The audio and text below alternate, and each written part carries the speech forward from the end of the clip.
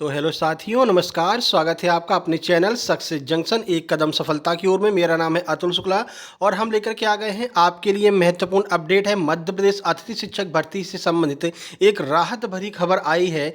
2 चरणों में पूरी होगी अतिथि शिक्षक भर्ती। नए अतिथि इस दिन से कर सकेंगे आवेदन। जिस तरह से नए और पुराने अतिथि शिक्षक आवेदन के लिए परेशान हैं, इस बात को ध्यान में रखते हुए डीपीआई के द्वारा वीडियो कॉन्फ्रेंसिंग के माध्यम से कुछ दिशा निर्देश अभी कल रात में जारी किए गए हैं और आज सुबह हम आपके लिए वो सारे निर्देश लेकर के आ गए हैं, जिससे कि जिस भी समस्या का सामना आपको करना पड़ रहा है उस समस्या के समाधान में आपको मदद मिलेगी। नई गाइडलाइन आ गई है। अगर शून्य पद दिखा रहा है तो उसका क्या होगा, नए आवेदन कब से कर पाएंगे, पीटीआई या फिर जो लाइब्रेरियन है इनकी वैकेंसी कब तक आएंगी, कैसे क्या ज्वाइनिंग होने वाली है, ये ऑफिशियल नोटिस आ चुका है। तो चलिए पूरी जानकारी आपको देते हैं। उससे पहले वीडियो को लाइक करके चैनल को सब्सक्राइब जरूर कर लीजिए, जिससे कि मध्य प्रदेश में होने वाली सभी भर्ती परीक्षाओं की जानकारी सही समय पर आप तक पहुंच सके। तो चलिए देख लेते हैं। देखिए, ये यहाँ पर वीडियो कॉन्फ्रेंसिंग के माध्यम से कुछ दिशा निर्देश जारी किए गए हैं डीपीआई के द्वारा। आवश्यक सूचना, आज दिनांक 12 अगस्त 2024 को वीसी में लोक शिक्षण भोपाल द्वारा दिए गए कुछ निर्देश। ठीक है, तो लोक शिक्षण संचालनालय भोपाल के द्वारा कुछ निर्देश दिए गए हैं। वो क्या निर्देश हैं, आइए देख लेते हैं।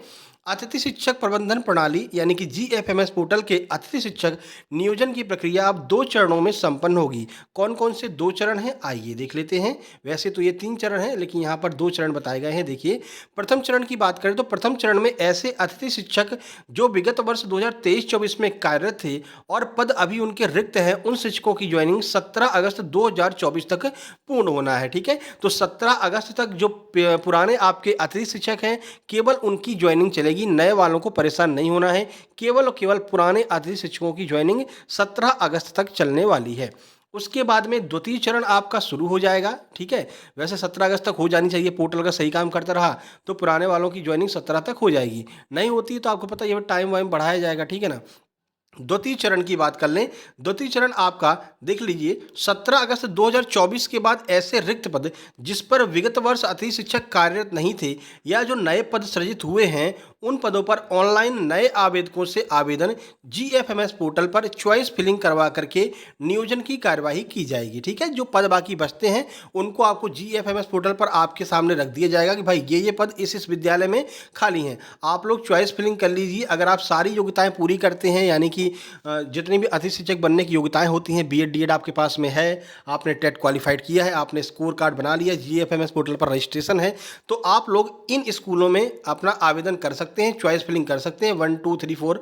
फिर जिस पर जैसे जैसे आपका स्कोर कार्ड होगा उस हिसाब से आपको वहां पर नियोजित कर दिया जाएगा, वहां पर आपको ज्वाइनिंग दे दी जाएगी। ये नए वालों के लिए प्रक्रिया 17 अगस्त 2024 के बाद में शुरू होगी। अब नए वाले थोड़ी सी राहत की सांस लेंगे।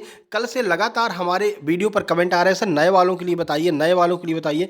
पहले भी हमने आपको बताया था इससे पहले वाली वीडियो में कि नए वालों का जो आवेदन है वो भी ऑनलाइन ही लिया जाएगा, आपको परेशानी नहीं होना है। ठीक है, चलिए तीसरा चरण क्या है। देखिए, तृतीय चरण में क्या होने वाला है। तीसरे चरण की अगर हम बात करते हैं तो तृतीय चरण में ऐसे गैर शैक्षणिक पद जैसे आपका पीटीआई हो गया, लैब लाइब्रेरियन के पदों पर नियोजन की कार्रवाई अगस्त के अंतिम सप्ताह तक होगी। लास्ट जो सप्ताह होगा, लास्ट वीक ऑफ अगस्त, तब आपकी जो है तृतीय चरण शुरू हो जाएगा, जिसमें गैर शैक्षणिक पद पीटीआई टीचर वगैरह की यहाँ पर आपकी भर्ती होगी।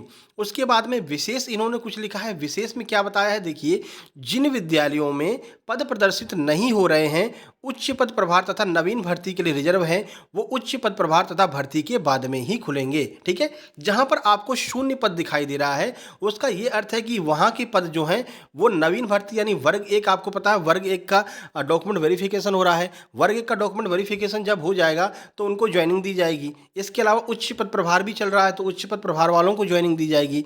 तो जब ये सारे काम हो जाएंगे तो वे अपने आप जो है भर्ती के बाद में वे पद खोल दिए जाएंगे, अगर वे बचते हैं तो। इसके बाद में 30% से कम परीक्षा परिणाम वाली शालाएं विगत वर्ष कार्यरत अतिथि शिक्षकों के लिए लॉक रहेंगी।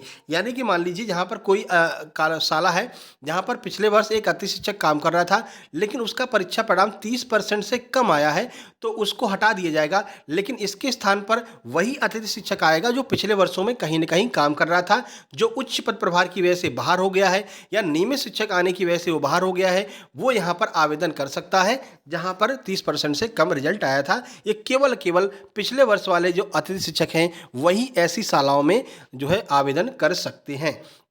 और ये सारे के सारे जो वीडियो कॉन्फ्रेंसिंग के माध्यम से आदेश दिए गए हैं, ये आदेशानुसार एसबी सिंह डीईओ सिगरौली के द्वारा दिए गए हैं। हालांकि ये डीपीआई जो आपका डीपीआई है, डीपीआई के द्वारा ही ये सारे आदेश हर जो जिले के डीईओ हैं उनके पास में भेजे गए हैं। ठीक है, तो ये आपके लिए राहत भरी खबर है। जो नए वाले हैं आपको परेशान नहीं होना है। 17 अगस्त के बाद में आपकी प्रक्रिया चालू होगी।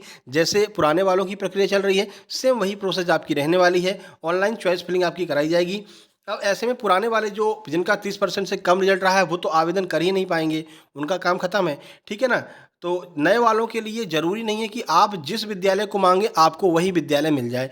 आपके स्कोर कार्ड के हिसाब से वो विद्यालय आपको मिलेगा। और सबसे अच्छी बात यह है नए वालों के लिए कि उनको ऑफलाइन आवेदन नहीं करना है। इसमें जो शाला का प्राचार्य है उसका काम खत्म हो जाएगा। ठीक है ना, जो पैसे वैसे लेकर के अपने जान पहचान को ज्वाइनिंग दे देते थे, ये कार्य समाप्त हो जाएगा। ऑनलाइन सारी प्रक्रिया आपकी ऑनलाइन होने वाली है। ऑनलाइन चॉइस फिलिंग होगी, ऑनलाइन आपकी जो है भर्ती होगी। आपको ज्वाइनिंग लेटर ऑनलाइन ही मिलेगा।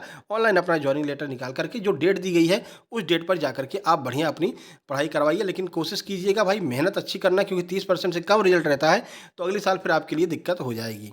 ठीक है, बाकी वर्ग 2 के लिए हम टेलीग्राम चैनल पर अपने नोट्स डालते रहते हैं free of cost. Telegram channel की लिंक डिस्क्रिप्शन बॉक्स में दी गई है, आप सर्च भी कर सकते हैं सक्सेस जंक्शन लाइव के नाम से। वहां पर जाकर के फ्री में आप नोट्स डाउनलोड कर सकते हैं। राकेश यादव सर के क्लास नोट्स हिंदी और इंग्लिश दोनों में मैथ्स के हमने डाल दिए हैं। वहीं टेलीग्राम पर इंग्लिश वालों के लिए नीतू मैम की जो वॉल्यूम 1 बुक है पूरी की पूरी बुक PDF फॉर्म में कन्वर्ट करा के वहाँ पर डाल दी है। NCERT के नोट्स सोशल साइंस और साइंस वालों के लिए वहाँ पर डाल दिए हैं, आप लोग जाकर के डाउनलोड कर सकते हैं। बाकी जो नई खबर मिलती है जैसे ही हम तुरंत आपको सूचित करेंगे। उसके लिए ज़रूरी है कि आप वीडियो को लाइक करके और चैनल को सब्सक्राइब कर लें, जिससे कि सही समय पर सारी जानकारी आप तक पहुंचती रहे। मिलते हैं किसी नई अपडेट के साथ में, तब तक के लिए नमस्कार, धन्यवाद। शेयर जरूर कर दीजिएगा दोस्तों के पास में वीडियो।